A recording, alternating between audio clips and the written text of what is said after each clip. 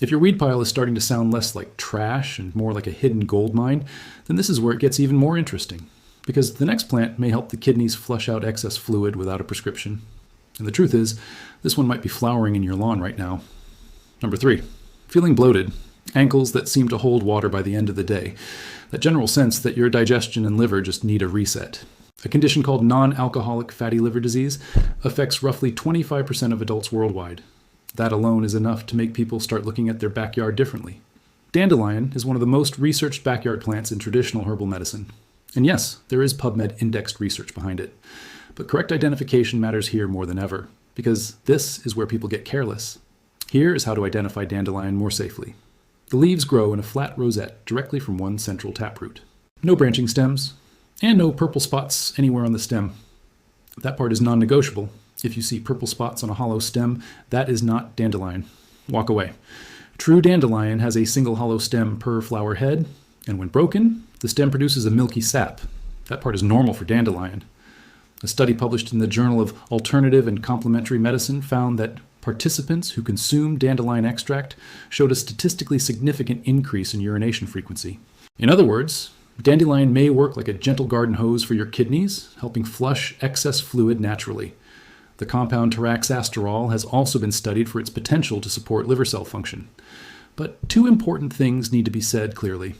1, if you have gallstones, a bile duct blockage, or you take lithium, talk to your doctor before using dandelion. Its diuretic effect can interact with lithium levels. 2, dandelion root tea is the traditional preparation, or you can buy dried dandelion root from a reputable herb supplier. A box of dandelion root tea at the store usually runs about $7 to $21. In your lawn, $0. And here is the remarkable part. Dandelion is impressive, but it is still not the biggest secret hiding in my grandma's garden. We are halfway through now. And the last 2, numbers 2 and 1, are the ones that genuinely surprised me when I looked at the science. Number 2 is for half the population that rarely sees themselves represented in gardening videos. For the women watching, think about this. Hot flashes that come out of nowhere and leave you drenched. Persistent chest congestion that seems to hang on for weeks. According to the CDC and the SWAN study, roughly 80% of women experience significant symptoms during the menopausal transition.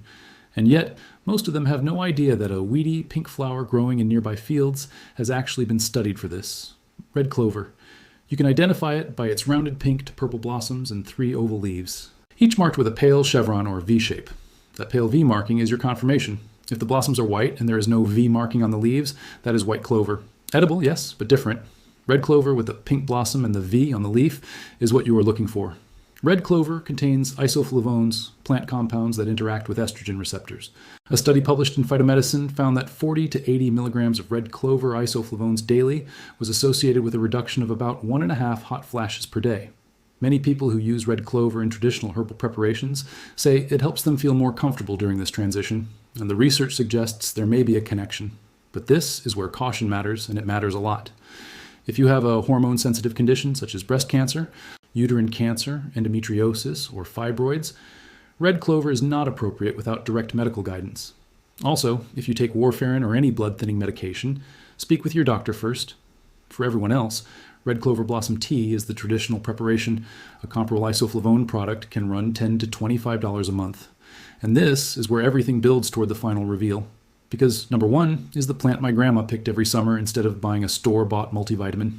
The one she cooked with season after season, year after year for decades. Let me show you what the USDA found about it. If you're over 50, your bones may need more nutritional support than spinach alone is giving you. The National Osteoporosis Foundation notes that roughly half of adults over 50 are at risk of low bone density, and many older adults simply are not getting enough calcium, iron, or vitamin A from their everyday diet. Lamb's quarters. And this is where the story turns. Because this plant does not just survive in the margins of a garden, it quietly outperforms one of the vegetables people buy on purpose. Here is how to identify it. Flip a new leaf over. You will see a white chalky mealy powder on the underside, and you can rub it off with your thumb. That powder is your definitive ID marker. The lookalike to avoid is black nightshade, which has smooth green leaf undersides with no powder. So remember it like this. White powder means lamb's quarters. Smooth green means walk away. According to USDA fact sheet data, lamb's quarters contains roughly 300 milligrams of calcium per 100 grams of fresh plant. Spinach has 99, Lamb's quarters has about 3 times the calcium. It also contains around 11,600 international units of vitamin A, along with meaningful iron. My grandma did not need a study to tell her that. She already knew.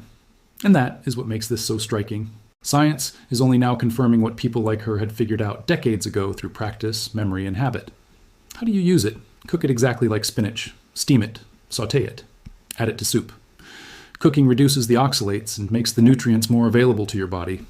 A senior multivitamin with comparable calcium and vitamin A can run $15 to $40 a month. Lamb's quarters, growing in your yard, costs nothing. 6 plants, 5 nutritional categories at least. And right now, the combined monthly cost of comparable store products for those 5 categories runs between $70 and $170 a month. 6 weeds from your yard, $0. So the plant my grandma trusted more than anything from the store, the one she cooked every summer like spinach, leaves, stems, the whole thing, was Lamb's quarters, number 1. And the reason it stayed number 1 is simple. Scientists now confirm it contains roughly 3 times the calcium per 100 grams that spinach does, along with a strong mix of vitamins. She did not need a study to tell her that. She just knew what worked. Here's the full recap. Number 6, chickweed, used topically as a poultice for skin irritation. Number 5, purslane, eaten raw in a salad for omega-3 and melatonin. Number 4, wood sorrel, in small amounts as a flavor garnish to support digestion. Number 3, dandelion root tea for kidney and liver support, with the cautions already mentioned. Number 2, red clover blossom tea, with hormone and medication cautions. And number 1, lamb's quarters.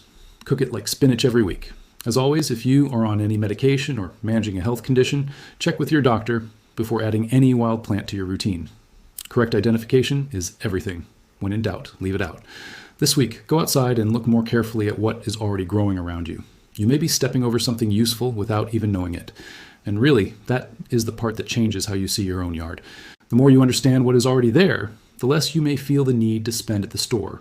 If this was useful, leave a comment and tell us which of these 6 you would try first.